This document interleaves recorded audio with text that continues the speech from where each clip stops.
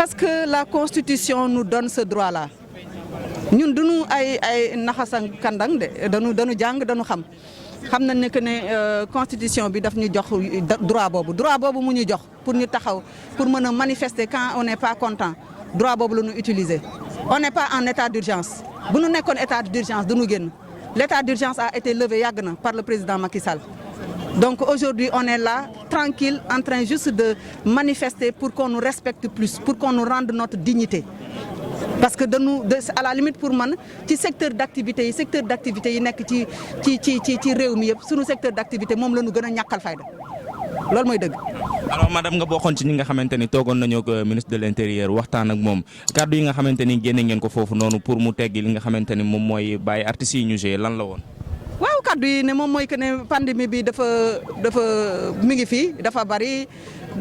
mi ngi law mi ngi kii donc loolu moom mooy raison pour laquelle ils peuvent pas laisser les artistes travailler on leur a dit ok mais pourquoi les transports en commun ñuy fonctionner pourquoi nu mu tuddati marché yi fees dell ak nit pourquoi d'autres manifestations se tiennent pourquoi écoles yi xale yi di jàng pourquoi universités yi di jàng donc nous on ne comprend pas qu'on soit discriminé comme ça c'est ça notre problème nous c'est-à-dire c'est pas le fait de vouloir manifester de vouloir être là pour se faire voir ou bien pour faire le buzz c'est-à-dire on ne comprend pas on ne comprend pas cette discrimination là loolu la ñu comprendre ñu discrimination ba pare dans la culture au-delà de l'ouverture des salles le secteur est gangréné par des problèmes à en finir.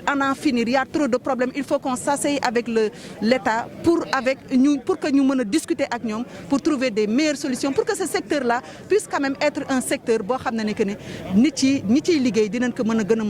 parce que nous nous sommes. Tey def ngeen li nga xamante ni moom mooy sitting li ngeen bëgg bu réglé wul après lan mooy beneen solution. Continue. Comment? Non, parce que nous, on a entendu l'appel du gouvernement. Maintenant, on va attendre aujourd'hui ou demain pour avoir un retour de tout ça et faire analyser et voir comment nous, on va continuer notre combat. Mais le point aujourd'hui, le point le plus important, c'est l'ouverture immédiate des salles de spectacle. On ne parle même plus d'hôtels, de bars ou de restaurants. On parle de toutes les salles. C'est ça. Le mot d'ordre. waaw le mot d'ordre am na solo baal ma question bi rek ma tëjee ak moom ñu tëji saali loolu tamit am na solo waaye gis nañ ni aussi tamit mbër yi nga xamante ni ñoom tamit ci culture la ñu bokk ñoom démb def nañ seen point de presse est-ce que waxtaan ngeen yéen pour boole seen force yi. ñun gis nañ leen ñun gis nañu mbër yi même temps yii rek ñu ngi doon wax naan que ne mbër yi aussi ñu ngi doon xaw a di ñaxtu tuuti donc bu ñu ñëwee ci combat bi day gën a neex rek parce que kii la ñu wax lutte kat mënul dindi culture ci lutte parce que kuy lutte boo ko jëlee li ko ëmb yëpp culture la donc combat bi benn la. tamit ñu on en profite également pour jàppale leen ci combat boobu pour wax ne que ne dimbale leen mbër yi dimbale leen sportif yi ubbil leen nu mu tudd stade yi ñu mën a kii parce que aussi ñoom tamit dee nañu wax fa dëgg yàlla. jërëjëf.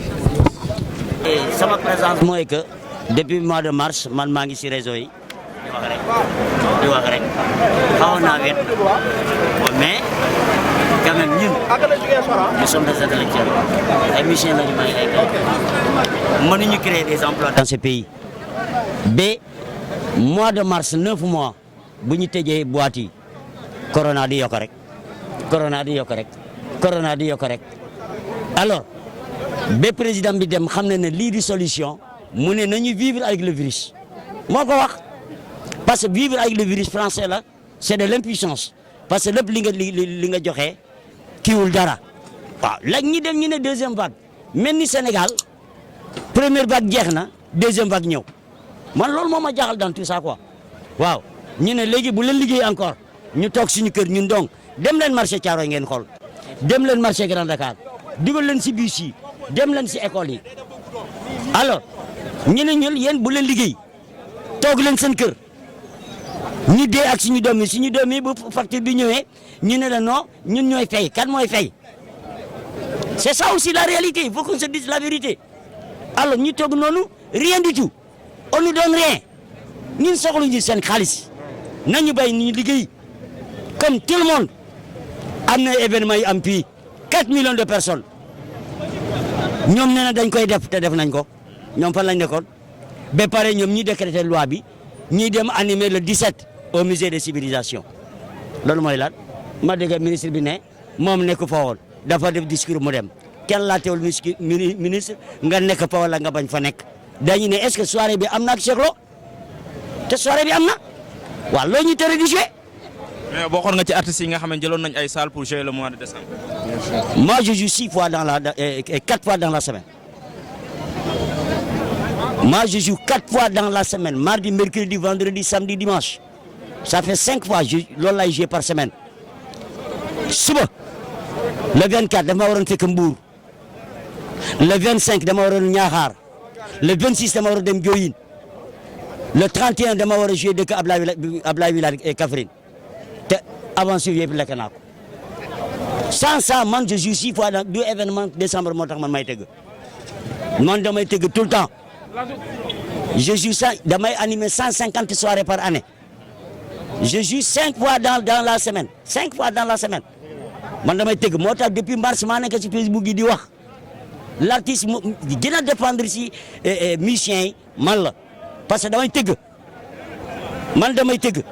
loolu mooy problème bi kon nañu bay ñu liggéey soxla ñu seen xaalis man wax naa ko. est-ce que yaakaar ngeen ne ak ni ngeen réagir dinañ leen bàyyi. si. am ngeen ci yaakaar. ñoom fii lañ doon toog en 2012. fan ngeen nekkoon yéen a ngi woon fii lañ doon toog président de l'Assemblée nationale fii la jël xeer bu ngand fii lañ daan toog ñuy wax qu'on nous autorise ou pas on va marcher. Je n'ai pas inventé loolu amoon fii lu tax ñun ñu bañ a autoriser affaire bi ñoom fii lañ daan toog et puis nañu seet au moins si le président Youssou Ndour moo def campagne Macky Sall gis ngeen ko te Macky Sall salsa rek lay fecc